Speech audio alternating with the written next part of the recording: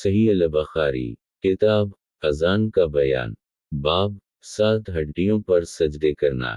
حدیث نمبر 809 ترجمہ قبیصہ سفیان عمرو بن دینار طاؤس ابن عباس رضی اللہ عنہ کے متعلق روایت کرتے ہیں کہ انہوں نے فرمایا کہ نبی صلی اللہ علیہ وسلم نے 7 اعضاء کے بل سجدہ کرنے کا حکم فرمایا ہے اور یہ کہ بالوں کو نہ سنوارے اور نہ کپڑے کو روکے۔ وہ 7 اعضاء یہ ہیں: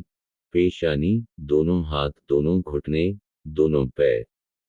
صحیح البخاری کتاب اذان کا بیان باب 7 ہڈیوں پر سجدے کرنا حدیث نمبر 810 ترجمہ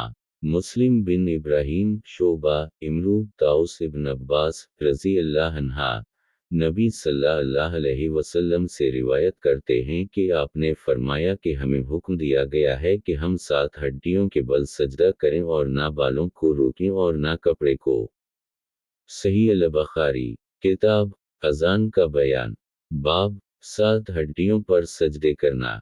حدیث نمبر 811 ترجمہ آدم اسرائیل اسحاق عبداللہ بن یزید کہتے ہیں کہ ہم سے برا بن عازب رضی اللہ عنہ نے بیان کہا اور وہ جھوٹے آدمی نہیں تھے۔ وہ کہتے ہیں کہ ہم نبی صلی اللہ علیہ وسلم کے پیچھے نماز پڑھتے تھے، تو جب سمع لیا علم ہمداؤ کہتے تو کوئی شخص ہم میں سے اپنی پیٹھ نہ جھکاتا تھا جب تک کہ نبی صلی اللہ علیہ وسلم کو اپنی پیشانی زمین پر رکھتے نہ دیکھ لیتا۔